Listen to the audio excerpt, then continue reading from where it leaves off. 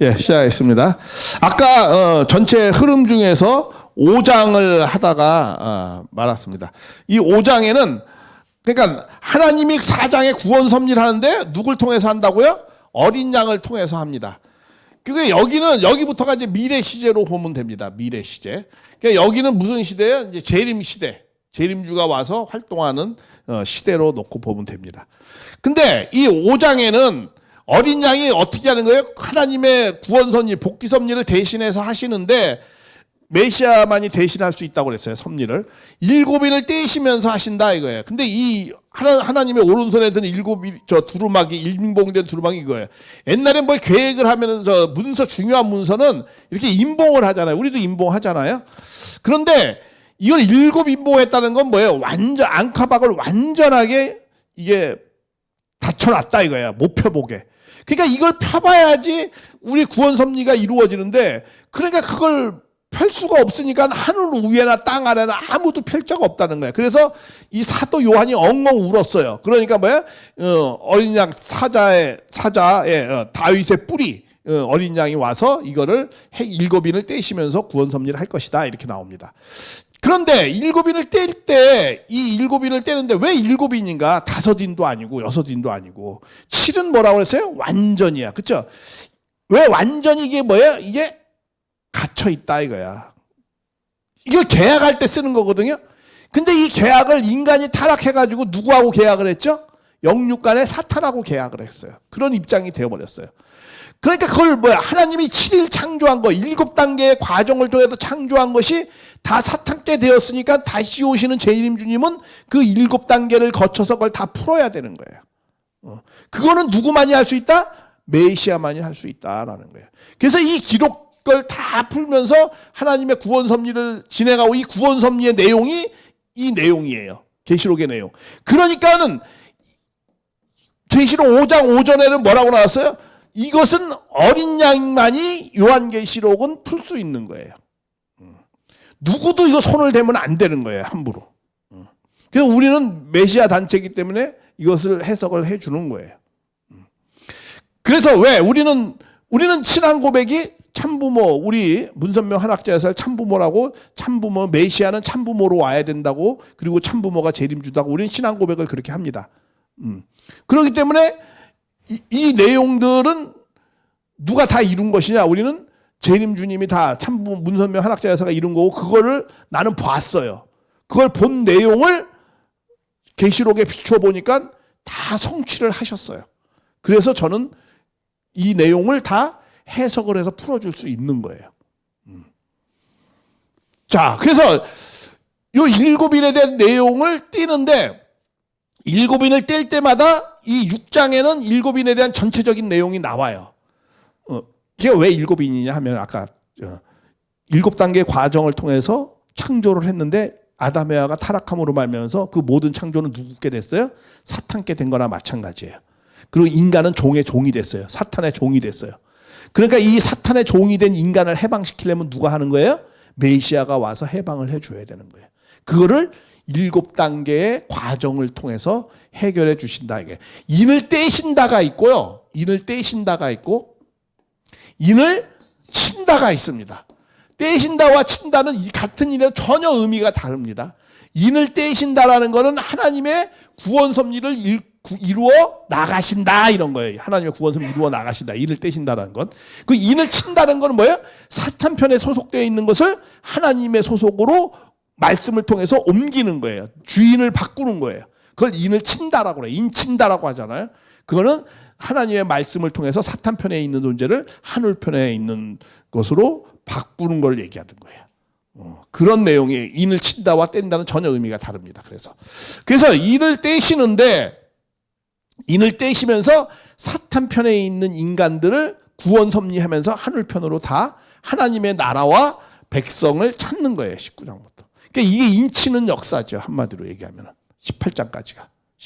자, 그러면은 그래서 이 전체는 7인을 떼시는 내용이에요. 근데 7인을 전체를 떼는데, 근데 그 가운데서 나팔로 환란과 대접쟁의 큰 내용이 2가지가 있어요. 근데 이것이 어떻게, 그리고 자, 그러면 이제 이 6장에는 이 7인을 떼시는데, 이 일곱인을 띄는 내용의 전체의 내용이 나와요. 전체의 내용이 나옵니다. 제가 그랬죠. 아까 성경을 이 흐름을 해석할 때 어떻게 해요? 전체를 어느 정도의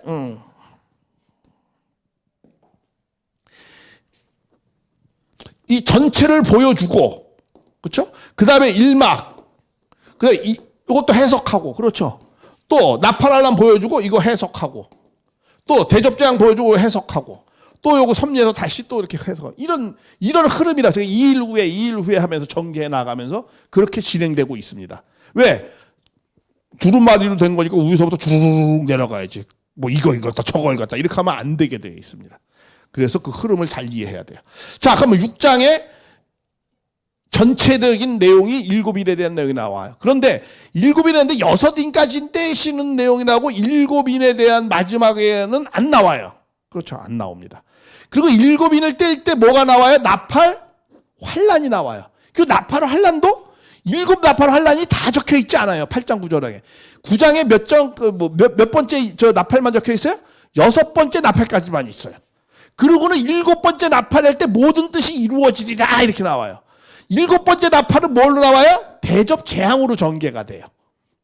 그래서 대접장이 끝나면서 7 나팔이 다 끝나면서 7인도 끝나면서 하나님의 구원 섭리가 끝나고 새 창조 섭리가 나와요. 이 19장부터.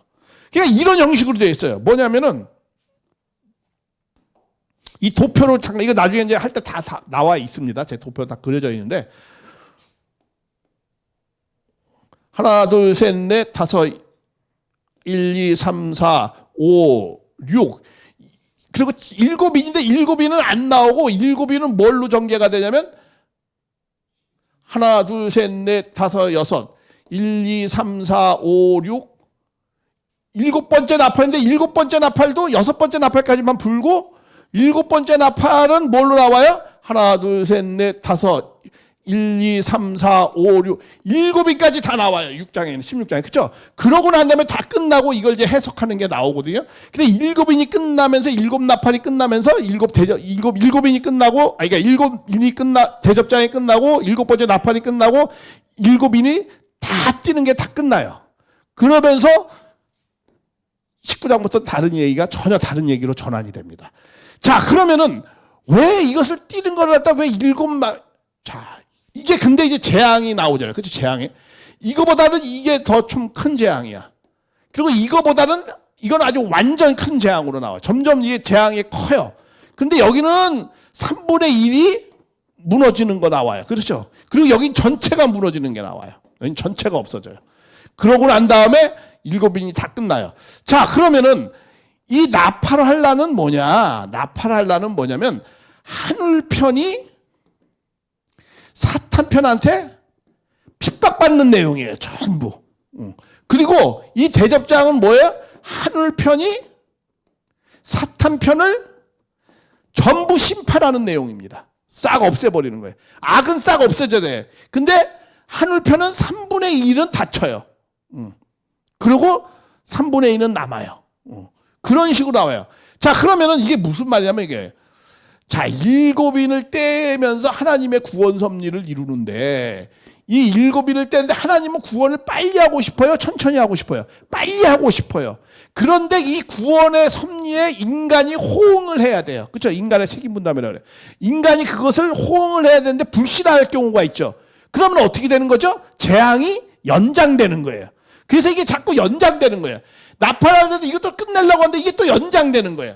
그래서 결국은 이런 하나님의 뜻이 다 그러나 마지막 대접장에서 그래도 하나님이 끝낸다는 거예요. 반드시. 그런 내용으로 지어져 있어요. 그러니까 하나님의 뜻은요. 여기 이제 주님이 등장을 한다면 하나님의 구원 섭리를 했다. 그러면 이것은 이루어져야 안 이루어지는 게 좋아요. 안 이루어지는 게 좋아요. 재앙은 없을수록 좋은 거니까. 바로 여기서부터 이렇게 가야지 되는 거예요. 사실은. 누가 인간의 하나님 앞에 오신 주님을 잘 맞이한다면 여기서부터 바로 이렇게 가요. 이런 건 있을지라도 이루어지지 않는 거예요. 이런 걸 잘 알아야 돼. 예언한다고 해서 그 예언이 반드시 이루어지는 겁니까? 사람들은 착각해. 그러면 예언을 또 왜 합니까? 예언에 하는 목적도 모르니까 그런 착각을 하는 거예요. 성경에 보면 예언이 이런 거죠. 양면 예언으로 되어 있죠. 예를 들면 예수님을 놓고 봅시다. 예수님은 고난의 주와 영광의 주로 두 가지로 나타나 있어요. 그런데 결국은 뭐만 성취됐죠? 고난의 주로만 이루어졌어요. 영광의 주는 하나도 안 이루어졌어요. 많은 신학자도 그렇게 말씀을 합니다. 또 성경의 자체에 그렇게 되어 있고. 그럼 왜 영광의 주는 안 이루어지고 고난의 주만 이루어졌죠? 인간이 불신했기 때문에 그런 거죠. 만약에 근데 왜 하나님은 고난의 주와 영광의 주 두 가지를 또 다 적어줬을까? 그거는 인간이 오신 메시아를 잘 모시면 영광이 되는 것이고 잘 안 모시면 고난이 된다라는 걸 경고하는 거예요. 경고 메시지예요. 하나님은 어떤 것이 이루어지길 바라요? 고난의 것은 이루어지지 않고 영광이만 이루어지길 바라죠. 하나님은 악인이 죽는 것을 기뻐하지 않는 하나님이에요. 그러니까 예언을 왜 하느냐면 나쁜 것은 이루어지지 말고 좋은 것만 이루어지라고. 우리 자식한테 놓고 할 때 이러죠. 야, 너 이 밥 추운데 나가지 마. 추우면요 감기 걸려서 너 잘못하면 죽어. 이렇게 얘기를 해요. 그렇죠?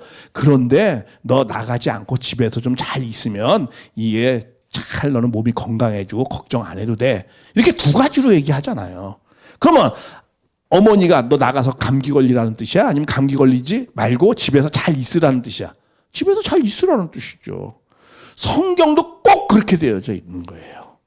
그것을 그러니까 성경을 잘 깊이 이해하려면 누구의 심정을 잘 이해해야 되죠? 하나님의 부모의 심정이신 하나님의 심정을 잘 이해해야 돼요. 그래야 성경이 이해가 되고 잘 깨달아지는 거예요. 그런 내용을 잘 이해를 해야 돼요. 그게 하나님의 심정의 구원 섭리의 비밀을 아는 방식이에요. 하나님은 감동으로 쓴 거잖아요. 그렇죠? 그러니까 내가 감동이 있어야지 성경이 보이는 거지. 뭐 이것은 이거고 이래서 성경이 보이는 게 아니에요. 내가 같은 심정을 가져야 돼. 하나님의 마음을 품어야 되는 거예요. 그래서 지식이 많다고 해서 성경을 잘 이해하는 게 아니고 그렇잖아요. 하나님의 심정을 알아야 돼요. 예를 들면 서간문 쓴 것도 바울이면 바울의 글을 잘 이해하려면 내가 바울의 삶과 동참되어 보면 알아요. 예를 들면 바울이 감옥에서 기쁘고 자유롭다 이렇게 썼어요. 아니 감옥에 갔는데 왜 자유로워? 이거 완전 정신 나간 사람 아니야? 왜 그래요? 야, 마음의 평화를 누린 거야. 거기 있으면서 도리어. 그 진정한 하나님과의 깊은 만남에서 영적인 자유함을 가진 거예요. 감옥에 있었지만. 그러니까 그런 경험의 삶의 자리가 같아야만이 심정도 통하는 거예요. 그런 거예요. 성경은 그런 거예요. 그렇게 이해할 수 있는 거예요. 뭐 지식적으로 원어를 잘한다고 짝을 잘 맞춘다고 아는 게 아니에요. 그건 아주 극히 일부 제한적인 거예요. 그런 내용을 잘 이해하면서 봐야 돼. 그러니까 이런 것도 이러한 예언들이 있지만 하나님은 이런 재앙이 이루어지길 바라요, 안 해요? 바라지 않아서 이런 걸 쓰신 거예요. 이런 길로 가지 말라고. 그래서 원래는 여기서부터 바로 이렇게 가야 되는 거예요. 근데 결과적으로는 이걸 다 이루면서 갔어요, 사실은.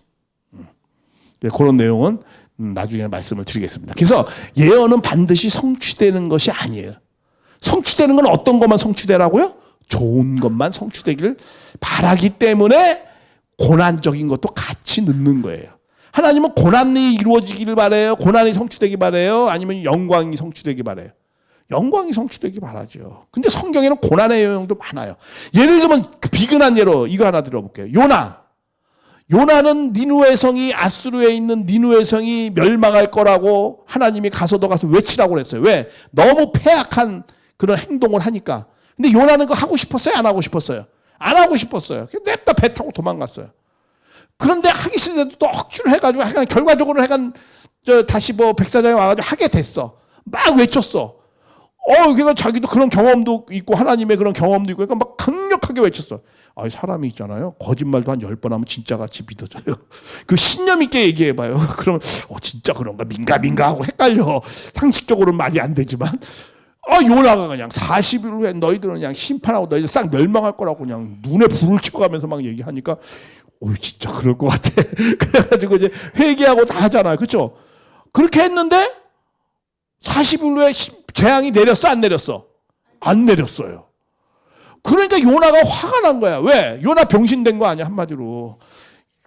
그렇게 한다고 그랬는데 안 이루어지니까 그냥 나는 괜히 하나님한테 막 화를 내잖아. 이게 요나 성격이 대단해. 하나님 나를 왜 병신 만듭니까? 쉽게 얘기하면 그거야. 일구이연하시고 말이야. 왜 말했으면 말을 인생이 아니신데 시건치 마셔야죠. 사람이라면 뭐 약속을 안 지킬 수도 있지만 하나님 그렇게 약속을 안 지키시면 됩니까? 하나님이 체면이 있지 빨리 심판하라고 이제 이렇게 됐잖아. 그러니까 이제 나중에 이제 원래 그 목적이 아니었구나. 회개했으면 됐지. 그렇잖아요. 그러니까 예언이 이루어졌어 안 이루어졌어? 안 이루어졌어요. 그치, 안 이루어졌잖아. 성취가 안 된 거잖아요. 어떻게 보면 좋은 것으로만 이루어진 거죠. 그렇죠? 좋은 것. 그러니까 하나님은 좋은 것만 이루려고 하는 거지, 나쁜 것이 말했으니까 그것이 곧 이룬다. 이런 뜻이 아니라는 거야. 예언의 목적은. 나중에 제가 다시 자세하게 또 말씀할 겁니다. 그런 것도 없고. 예를 들면 또 이런 거잖아요. 모세가 가나안에 가라고 그랬잖아요. 이끌고. 근데 모세 가나안 들어갔어요? 안 들어갔어요? 안 들어갔잖아요. 예언이 성취됐어요? 안 됐어요? 안 됐잖아요. 안 됐잖아. 안 되는 거 많아요. 그리고 예수님이 기도하면 다 들어줍니까? 하나님이? 안 들어줘. 예수님도 기도했는데 안 들어줬어요. 하나님이. 그렇잖아. 이 잔을 비켜가게 해달라고 간곡하게 3번이나 땀이 피가 되도록 기도했어요. 근데 하나님 그거 들어줬어요? 안 들어줬어요? 안 들어줬어요. 너 그냥 십자가 져라. 이렇게 된 거잖아요. 하나님 기도 안 들어줘요. 안 들어주는 것. 모세 얼마나 간곡하게 하나님한테 가나안 들어가라고 했어요. 그건 못 들어갔잖아요. 그냥 비스가 삼아 바라보고 죽었잖아요. 하나님 다 들어주는 거 아니에요. 그러면 어떤 건 들어주고 그걸 하나님의 구원 섭리를 잘 이해해야만이 그런 의미도 다 이해할 수 있는 거예요. 요한계시록도 마찬가지예요. 그러한 관점을 정확히 이해해야 돼요. 자, 그래서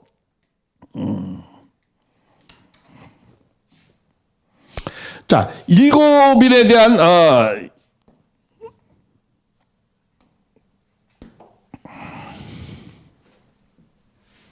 일곱에 대한 전체 내용을 보여줘. 그러니까 여기서 이제 7일을 하는데 이게 재앙이 많이 내려요. 다 재앙 얘기입니다. 여기서부터 여기까지 다 재앙. 어떤 재앙? 선한 편도 재앙을 받고 환란이라고 표현했어요. 이게 선한 편도 환란을 받아요. 또 악한 것을 어세요? 여기 대접재앙. 완전히 멸망해요.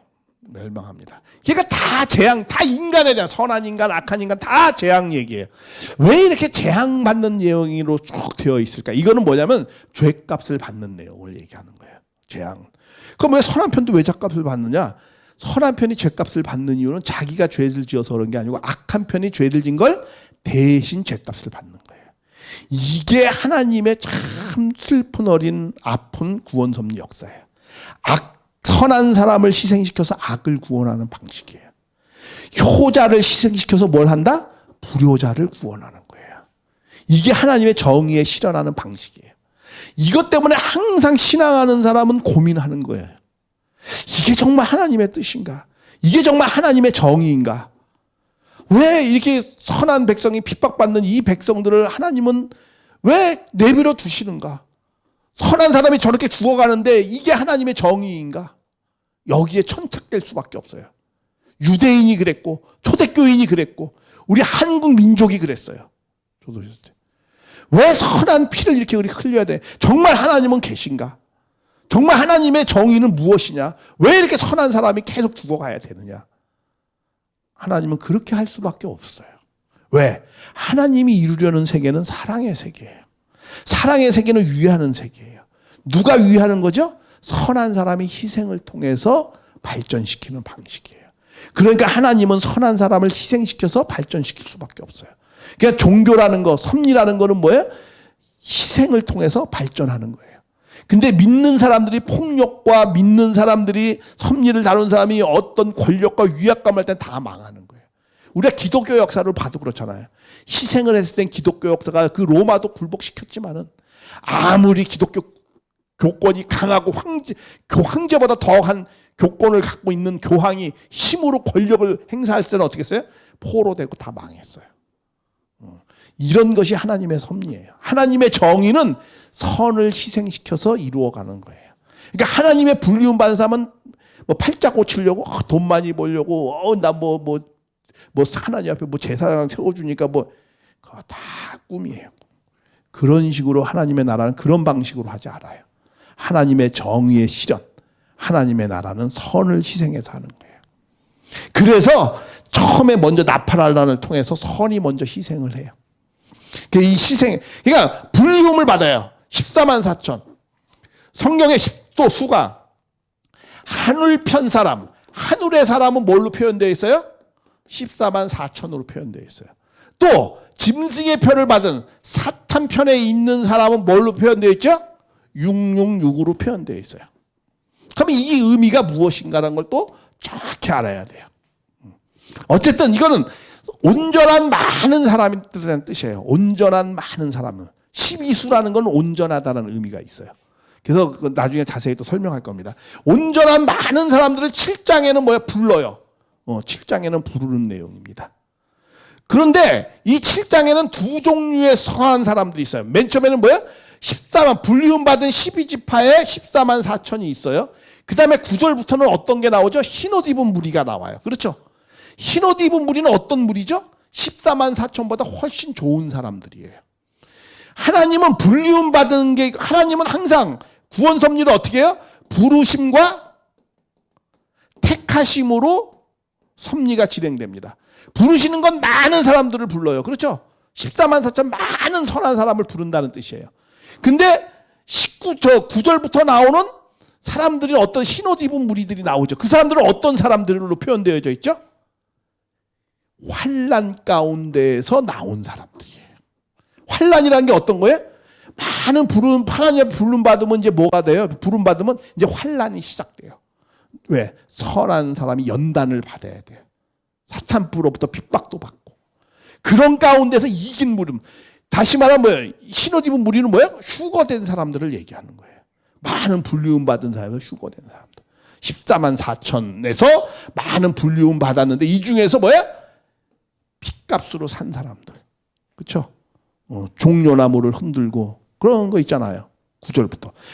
근데 이 사람들은 어떤 사람들입니까? 물어보죠. 그 장로가 물어보잖아요. 저 흰옷 입은 무리가 어떤 사람입니까? 그거 해석하잖아. 그 밑에. 뭐라고 해석해요? 저 사람들은 환난에서 나온 사람들이고 어린 양으로부터 순종한 사람이고 쫙 나오죠. 그 무리들이 귀한 무리들이에요. 14만 4천은 불리움 받은 사람들이에요. 그래서 이 흰옷 입은 무리들이 환난 가운데서 나온 이 무리들이 택함을 받은 사람들이 14만 4천에 또 나와요. 여기에 14만 4천은 여기 처음에 7장에 나오는 14만 4천하고 다른 무리예요. 여기에 나오는 14만 4천은 흰옷 입은 무리를 설명하는 거예요. 뒤에. 그래서 이 사람들은 이 14만 4천 분은 어디에 섰어요? 시온산에 섰어요. 시온산이라는 게 무슨 뜻이에요? 그것도 주님하고 같이. 그렇죠? 시온산이라는 건 뭐예요? 승리의 땅을 밟은 사람들을 얘기하는 거예요. 시온산에 섰다는 게 승리했다는 거예요. 14만 4천 부름 받은 사람, 많은 부름 받은 사람들이 선택되어졌다 이거예요. 하늘편 사람 항상 14만 4천으로 표현하는 거예요. 사탄 편은 뭐야? 짐승의 표를 받는 666으로 표현했어요. 그 666이 무슨 의미예요? 그건 게마트리아의 화법이에요. 게마트리아. 그때 헬라어를 갖다가 이 히브리어에는 이 알파벳이 없습니다. 근데 그 알파벳 숫자를 어떻게 해요? 그 알렙 뭐 이렇게 해가지고 순서대로 하는 것이 그게 숫자거든요.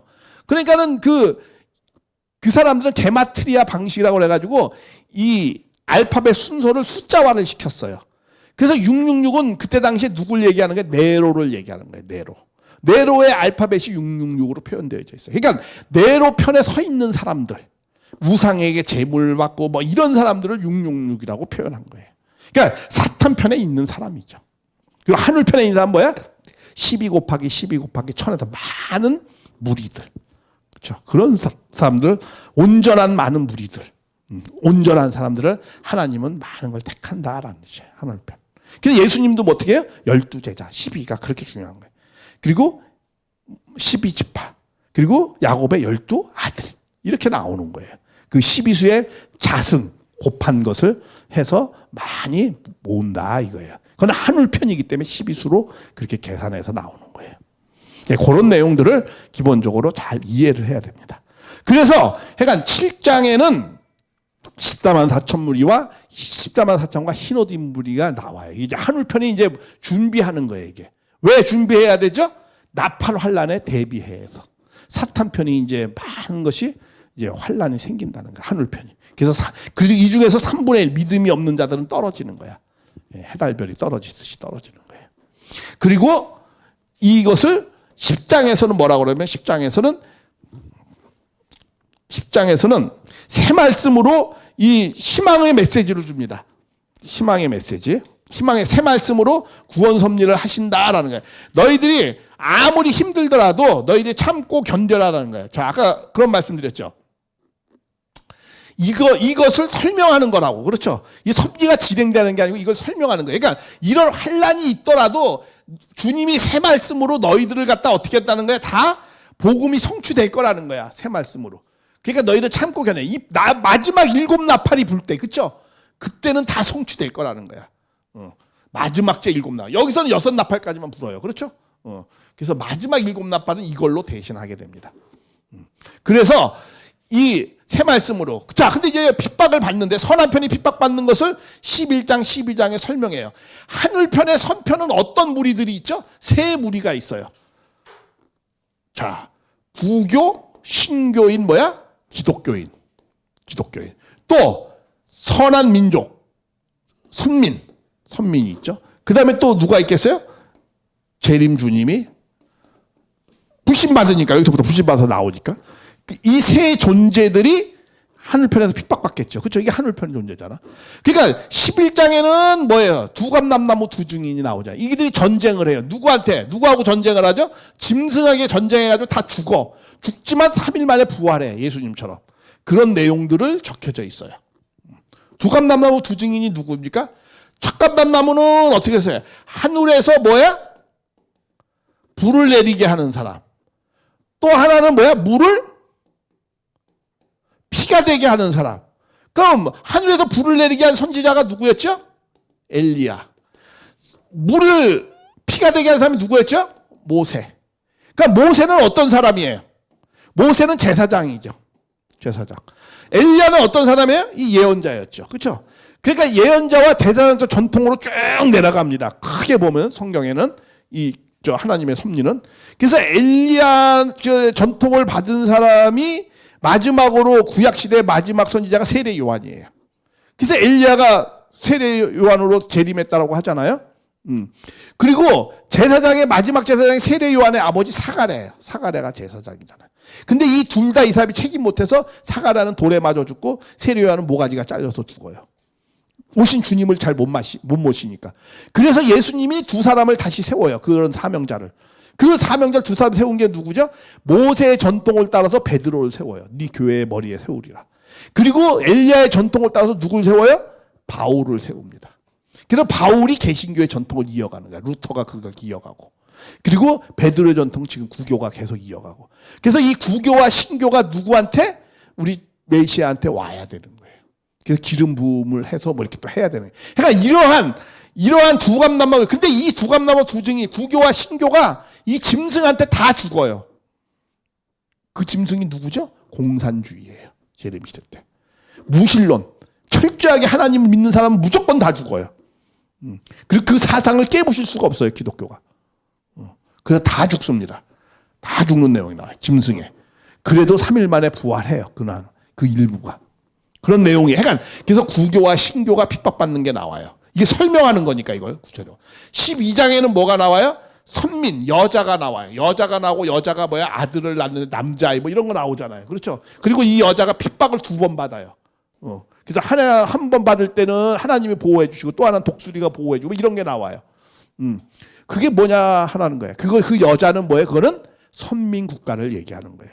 여자가 나쁘게 쓰여질 때도 있고 좋게 쓰여질 때도 있어요. 항상 이 상징적인 표현은 양면을 갖고 있어요. 우리 예를 들어 뱀 하면은 뭐야? 에덴 동산에 나오는 뱀은 사악한 존재죠. 그러나 예수님이 어떨 때 뱀같이 또 지혜로우라고 그랬어요. 그리고 또 독수리 하면 독수리가 다 좋습니까? 독수리 죽음이 있는 곳에 독수리가 있다. 그건 누굴 얘기하는 거죠? 사탄을 얘기하는 거야. 그러나 또 뭐야? 동방에서 독수리를 불러서 나오는 거 나오잖아요. 그죠? 화도 또 있었다. 뭐 이런 독수리 또 나오고 그건 메시아를 상징하는 거야. 아니면 하늘의 대표적 사명자를 상징하고. 그러니까 이게 여자도 마찬가지예요. 여기 12장에 나오는 여자는 뭐예요? 이거는 선민 국가를 얘기하는 거예요. 그런데 또 음녀가 앉은 물 해가지고 여자가 뭐 열국의 여자가 그 여자는 뭐건 사탄 편의 여자예요. 사탄 국가 같은. 뭐 그런 걸 양면성을 얘기하는. 그러니까 그 문맥의 흐름을 잘 봐야 되는 거예요. 어떤 단어가 정해진 게 아니에요. 이 문맥의 흐름에 따라서 그걸 봐야 되는 겁니다. 예를 들어 까마귀 하면 다 나쁩니까? 노아 홍수 심판 때 까마귀가 먼저 나와서 사탄이 먼저 역사한다. 그거는 사탄을 상징해요. 그러나 엘리야가 있을 때 까마귀가 나와서 먹여주는 건 누구가 먹여준 거죠? 하늘편을 대신한 거예요. 그러니까 그런 양면성이 있다라는 것을 잘 이해하면서 문맥의 흐름 속에서, 그러니까 우리가 뭘 성경을 해석할 때는 단어는 뭐다라고 해석하는 제일 하수적인 해석이에요. 이 단어보다 뭐야? 문장을 놓고 이 단어가 어떤 함유를 하고 있는가를 걸 봐야 되는 거예요. 왜? 이게 다 그런 양면을 표현하고 있기 때문에. 또 이 문장을 보기 위해서는 이 한 구절을 보려면 어떻게 해요? 이 문장 가운데서 이 구절이 어떤 의미인가라는 걸 봐야 돼요. 또 이 문장을 보려면 이 전체 책이 어떤 주제인가를 봐야 돼요. 그러니까 성경을 해석할 때는 범위를 크게 하면서 이렇게 좁혀가는 거예요. 그렇게 해석을 해야 되는 겁니다. 항상 전체 문맥 흐름 가운데에서 해석하는 거예요. 그래서 이것도 요한계시록도 뭐예요? 전체 문맥 흐름 가운데에서 해석해 주는 거예요. 그게 해석의 공식입니다. 방식이에요. 그래서 여자 선민국가, 그리고 그 아들을 낳은 남자, 이거 재림주님이 핍박받는 내용이 12장에 나와요. 그리고 한국은 재림시대 때, 우리는 재림시대를 1920년부터 1993년, 2013년도까지를 봐요. 근데 그때 한국은 두 번의 사건이 있어요. 두 번의 큰 치욕을 받아요. 하나는 뭐예요? 일제시대. 또 하나는 뭐죠? 6.25 전쟁. 그거였잖아요. 예, 그런 내용이에요. 거기에 가운데에서 재림 주님도 핍박받고 뭐 이런 쭉 나오는 내용입니다. 우리는 내가 그렇게 해석합니다. 12장은 선명해요. 그 13장은 뭐냐? 이를 핍박하면서 이 사탄의 세력이 세계화를 시키는 거예요. 그래서 두 짐승이 나와요. 하나는 뭐야? 바다로부터 올라온 짐승. 그렇죠? 그리고 하나는 뭐야? 땅으로부터 올라온 짐승. 바다로부터 올라온 짐승, 그거 소련이에요. 소련. 우리는 그런 소련 연방국가. 그걸 보는 거예요. 또 그걸 흉내내면서 오는 게 있어요. 그렇죠? 땅으로부터 올라온 짐승. 그거는 북한이에요. 북한이 죽을 뻔했다 살아난다고 그래요. 또 그 땅에서 올라온 게. 그러면서 누굴 섬긴다는 게 바다에 올라온 짐승을 또 섬긴대요. 그건 뭐예요? 북한이 소련의 허락을 받고 침략하고 북한이 이런 것을 얘기해요. 이게 왜냐하면 짐승이니 뭐 이런 거는 한 개인을 해석할 때도 있어요. 짐승을. 그러나 계시록에 나올 때 짐승은 나라를 해석을 해야 돼요. 기본적으로. 왜 그러느냐 하면 그게 전체 흐름을 봐야 돼요. 재림주님은 와서 어떤 섭리를 하죠? 하나님이 재림주님을 통해서 섭리한다는 건 하나님이 이 세계를 섭리하는 거잖아요. 그럼 하나님이 이 세계를 섭리하겠어요? 아니면 한 개인을 놓고 섭리하겠어요? 이 세계를 놓고 하죠, 당연히. 그러니까 재림주님은 이 세계를 활동하는 내용이, 이 구원 섭리하는 내용이 세계적으로 봐야 되는 거예요. 아브라함, 이삭, 야곱, 더 나아가서 창세기는 아담 가정, 노아 가정, 아브라함 세 가정 얘기죠. 그렇죠? 세 가정 얘기야. 거기서 이스라엘이라는 그 사람이 마지막 주자가 가정적 기대를 만들어요. 그래서 그 가정이 어디로 들어가죠? 가정 섭리해가지고 민족 섭리하기 위해서 이제 죗값을 받아야 될 게 있어. 아브라함의 400년. 그거를 재물 실수한 걸 가서 이제 그 가족이 들어가서 민족을 애굽에 가서 형성을 해요. 그래서 민족 섭리가 나와요. 그래서 모세가 민족 섭리를 합니다. 그러면 그 민족 섭리의 기대를 만들어가지고 드디어 이스라엘 민족이 국가적 독립도 해요. 이 예수님 오기 전에 한때는 그렇게 했어요. 그래서 국가적 기반을 만들어요. 그렇죠? 그래서 그 기반을 통해서 예수님은 섭리하려고. 그래서 로마, 이 유대 민족을 중심으로 해서 로마를 하나 되게 해서 섭리하려고 했던 거예요. 원래 모세가 탈출을 하는 게 아니에요. 모세는 애굽의 왕이 돼야 되는 거예요. 하나님의 섭리는. 그래서 이스라엘 민족과 애굽이 하나 되는 거예요. 내외가, 외적인 문명과 내적인 선민과 하나 돼서. 그럼 하나님 나라는 그때 벌써 이루어지기 시작했던 거예요. 근데 그걸 유대 민족이 모세를 불신했기 때문에 광야 시대가 열린 거예요. 그거 예정된 거 아니에요.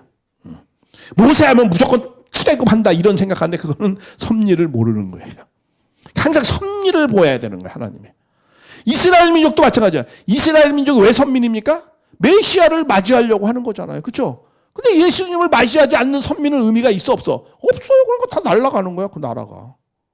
원래는 예수님을 잘 맞아들였다면 로마하고 하나 돼서 세계 섭리를 했던 거야. 이 땅에 실체적으로. 그런데 세계 섭리를 했어요? 못했어요? 못했어요. 이 땅에서는. 죽어서 했어요. 영적으로 했죠. 근데 영적인 섭리를 세계적으로 했어요, 안 했어요? 했어요, 기독교가. 그게 몇 년 걸렸어요? 2000년 걸렸어요.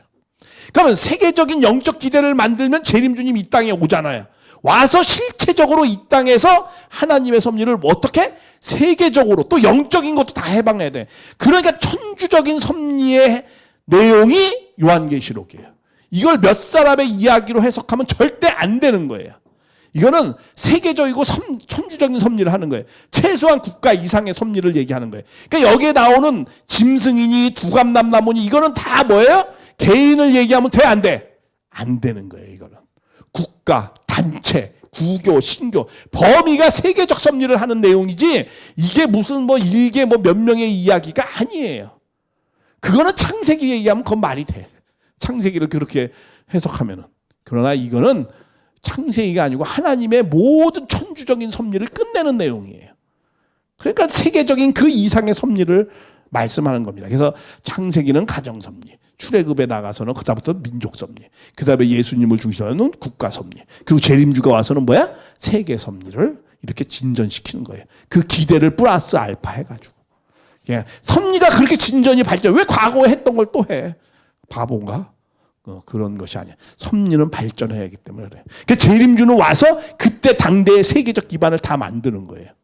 그래서 그걸 유일하게 종교, 좁은 의미로 메시아를 종교인으로 볼 때 세계적 섭리를 그 반대 속에 반대의 반대, 통일과 원념 말도 안 되는 단체가 했지만은 결국은 문 선생님이 전 세계 190개국의 선교 기지를 다 만들어 놓고 가셨어요. 당대에 새로운 종교가 나와가지고 세계적으로 당대에 만든 것은 통일교밖에 없습니다. 인류 역사상. 그것을 알아야 돼. 그리고 우리가 선민이고 천민이라고 그러잖아요. 그렇죠? 천선민족. 왜 그러죠? 메시아를 모셔야 될 민족이기 때문에 그런 예언을 한 거예요. 그래서 그 민족을 중심하고 세계적으로 나가야 되는 거예요. 그래서 온전하게 너무 불신하고 반대해서 멋있게는 못 나갔지만 그래도 다 나갔어요. 우리들이. 그래서 저도 나갔어요. 언제 나갔어요? 저는 1990년도에 중국으로 갔어요. 제가 30살에. 수교도 안 됐는데 갔어요. 목숨 걸고 갔어요, 정말로. 중국에서 이 통일교는 이거는 뭐예요? 반동단체예요. 기독교는 뭐 저리 가라요, 반대가. 왜? 세계적인 공산주의 운동을 전개한 게 누구밖에 없어요, 종교 집단 중에서? 우리밖에 없었잖아. 승공연합해가지고 예비군 반공교육 시키고 다 이런 게 우리 교회 사람들이 다 한 거예요. 박정희 대통령하고 얘기해가지고. 그런 철저하게 반공. 왜? 공산주의는 그 배후에는 사탄이 있다는 거야. 그래서 그런 전개를 한 거예요. 그래서 제가 뭐 그런 내용들이 이제 쭉 나오는 겁니다. 그래서 이 13장은 뭐예요? 큰 짐승 바다에 돌려 넓잖아. 그렇죠? 그러니까 이거는 소련을 중심으로 한 세계 공산화를 시키는 거야. 북한하고 같이. 그래서 이들이 이 여자를 핍박하는 그런 핍박하면서 세계화를 시키는 기반을 만들어요. 그리고 14장에는 사탄 편도 이렇게 기반을 만들지만 한울 편도 14만 4천을 이 핍박 가운데에서 승리한 14만 4천이 나타나요. 부르움 받아서 흰옷 입은 무리들이 14만 시온산에 주님과 함께 섰어요. 그래서 이들이 이제 심판을 하려고 성전을 열어요. 성전을 열지만 성전에서 이렇게 내려오지는 못해. 왜? 연기가 자욱하게 있어요. 그렇죠? 15장에 연기가 있습니다. 그거 하나님이 섭리할 수 있어요, 없어요? 없잖아요. 그러니까 성전 청소를 다 해야 되는 거예요. 그래서 성전 청소를 하겠다는 거예요. 15장에 성전문이 열려가지고. 뜻이 이때부터 이게 이루어진 게 아니에요, 전혀. 이제 여기서 대접장을 내려. 왜 대접장이라고 표현했을까? 대접이라는 거는 옛날에 2000년 전에 하늘 앞에 정성을 기도를 할 때 이렇게 대접에다가 이렇게 해가지고 여기다 기름을 담아서 심지를 내서 이렇게 불을 밝혔어요. 지금 뭐 초를 놓고 했지만 2000년 전에는 여기다. 그러니까 기도 드릴 때 정성의 대접이에요, 이게. 이게 6장에 나오잖아요. 그렇죠? 정성 드리는. 금대접 뭐 이런 거 나오잖아요. 많은 성도들이 정성을 드리는 거예요. 그 성도들의 정성으로 16장에 성도들의 정성으로 이 대접장을 내려서 악을 정리하는 거예요. 사탄을 멸하는 거예요. 아까 그랬죠. 사탄을 멸한다고. 그 멸하는 것, 그 바벨론에 대한 것이 2번 나와요. 17장, 18장에. 그 바벨론은 뭐예요? 바벨론의 특징이 있어요. 바벨론은 성전을 없애버린 국가예요. 다른 아수르는 성전을 안 없애버렸어요. 알렉산더 대왕도 와가지고 성전을 없애지 않았어요. 성전을 없앤 곳은 두 국가가 있어요. 바벨론 국가고 로마 국가예요. 그렇죠? 그래서 바벨론을 로마라고 한 거예요. 로마를 바벨론이라고 한 거예요. 그러나 이 시대, 요거는 또 그것만의 바벨론이라는 건 어떤 힘과 권력과 위력으로 성민을 핍박하는 걸 얘기하는 거예요. 개인을 놓고 할 수도 있어요. 내가 바벨론일 수도 있어요. 우리 성도들을 교권으로 막 누르고 막 이러면 그건 바벨론 사람이 되는 거예요. 그런 의미가 있어요. 바벨론은. 근데 약간 여기에 바벨론과 여기에 바벨 두 개. 17장의 바벨론은 이건 공산국가를 얘기하고요. 나중에 다 자세히 18장에 나오는 바벨론은 이건 자본주의 국가를 얘기하는 겁니다. 자본주의. 왜? 여기서 막 인간의 인신매매하고 막 이런 막 나오거든요. 사치스럽고 이런 게 18, 이거 다 무너져요. 사치한 거 다 무너진다는 거예요. 그래서 이런 내용. 공산주의, 자본주의 다 무너져요. 우리 문선생님도 다 그걸 무너져야 된다는 거예요. 그래서 공산주의는 깨끗한 악마고 자본주의는 더러운 천사래. 하늘 편이지만 더러운 천사고. 왜? 아주 쾌락적이고 아주 자기중심적이고 자본주의 사람들은 물욕에 어두운 사람들. 다 막아. 그 시스템 다 무너져야 된다는 거예요. 그리고 19장에는 드디어 이제 할렐루야가 처음 나와. 하나님 앞에 찬양하는 거예요. 왜? 승리했으니까. 그렇죠? 네 번의 할렐루야가 나오면서 이 땅에서 정착을 하는 거예요. 천국이. 그런 내용. 그 20장에는 이 땅의 승리를 영계를 해방시키는 게 나와요. 이런 내용 생각 한번 해봐야 돼요. 여러분들 영계는 사람이 몇 명 정도 될까? 이 지상에는 한 80억 되죠? 영계는 한 몇 명 정도 될 것 같아요? 영계는 한 7천억 이상 돼요. 그러면 하나님 앞에서 영계에 있는 사람들이 더 중요해요? 이 땅에 있는 사람들이 더 중요해요? 이 땅에 있는 사람보다 영계에 있는 사람이 더 중요하지 않아요? 좀 양적으로 얘기하면. 거기는 뭐 사람 아닙니까? 영계에 간 사람도 다 있을 거 아니에요? 그죠? 다 살아있을 거 아니에요? 근데 그 사람도 구원 받아야 돼? 안 받아야 돼? 받아야 되죠. 그 사람들도. 대부분 예수 안 믿고 또 재림주인도 안 만나고 다 갔는데. 그런 사람도 구원해줘야 될 거 아니에요? 그럼 그런 사람은 어떻게 구원하죠? 구원하는 방식이 있다고 그랬죠. 아까 복귀하는 방식. 구원하는 방식은 어떻게 한다? 나중에 이거 자세히 배워야 돼요. 땅에 있는 승리한 자를 통해서 영계를 해방시키는 거예요. 땅에 있는 사람이 승리해야 돼요. 예수님이 뭐라고 그랬죠? 땅에서 풀어야 하늘에서도 풀리고 땅에서 열매를 맺어야 하늘에서도 열매를 맺는다라고 했어요. 반드시 땅에 승리한 내용을 기대를 갖고 영계를 해방시키는 거예요. 이게 왜 그러냐면 이런 거예요. 예를 들자면 내가 있죠. 여기 내가. 나는 누구의 결실체죠? 우리 조상님들의 나로 뒤로 쭉 이어진 그 인연의 결실체예요. 그렇죠? 그럼 이 결실체인 내가 하나님을 잘 믿으면 어떻게 해요? 나의 공로로 이 내 배후에 있는 영계도 다 해방을 받는 거예요. 그러니까 영계는 나를 통해서 구원받는 겁니다. 여기 복귀 섭리할 때는. 영인들을 통해서 내가 구원받는 게 아니고 나를 통해서 영인들이 구원받는 거예요. 자, 예를 들면 예수님 때도 예수님의 제자들을 통해서 엘리야나 모세가 구원받는 것이지 모세하고 엘리야한테 구원받는 게 아니잖아요. 예수님 제자들이. 그렇지 않아요? 예수님이 이 땅에 있었었는데 그렇잖아요. 그러니까 구원은 땅이 중심입니다. 구원을 할 때에는. 본래의 원형적 세계는 영계가 중심인 세계인데 구원 섭리할 때는 어디가 중심이다? 땅이 중심이에요. 땅에서 풀어야 영계에서도 풀리는 겁니다. 구약의 시대가 신약 사람들에 의해서 구원받는 것이지 신약 사람이 구약 사람들에 의해서 구원받습니까? 그렇지 않잖아요. 그렇죠? 예수를 만난 사람에 의해서 구원받는 거지. 구약 사람들이. 이러한 원리를 잘 이해해야 돼요. 그거 나중에 이 원리가 나오는 제가 이제 8월 달 중순부터 하는데 그런 내용을 잘 알아야 돼요. 그런 원리를. 그런 원리를 알아야 이 하나님의 구원 섭리를 이걸 계시록을 더 잘 이해할 수 있어요. 사실은.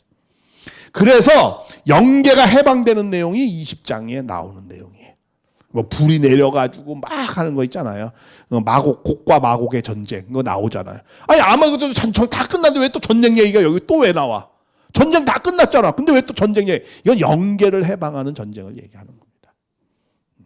그리고 21장은 이제 새하늘 여기서 새하늘 나오고 21장은 이제 하나님의 백성들이 생명수를 중심 삼고 두 생명막 나무가 있어가지고 이제 영원히 이제 주님을 이 땅에 모셔서 눈물이 없고 뭐 이런 내용이 쭉 나오는 게 이제 20장, 21장의 내용이에요. 그런 식으로 해서 끝나는 거예요. 이렇게 여기서 예. 그래서 이제 간단하게 이제 이런 흐름을 말씀을 드렸어요. 예. 그래서 여기서 다 승리해서 여기서 지상을 해방하고 지상을 구원하고 하나님 지상이 하나님 나라죠. 하나님 나라하고 여기는 뭐예요? 영계를 해방하고 그 여기는 이 환경권이 만들어졌잖아요. 그러면 여기에 백성들이 하나님의 자녀로서 영원히 복된 삶을 사는 걸 말하는 거예요. 그 영원이라는 게 아니면 지상만을 얘기하는 건 아닙니다. 예. 죽음이 없다 그러면 죽음이 없는 게 뭐예요? 죽음이 없는 게 육신이 죽음이 없는 걸 얘기하는 거예요? 그게 아니고 하나님과의 관계를 온전하게 회복하는 걸 얘기하는 겁니다.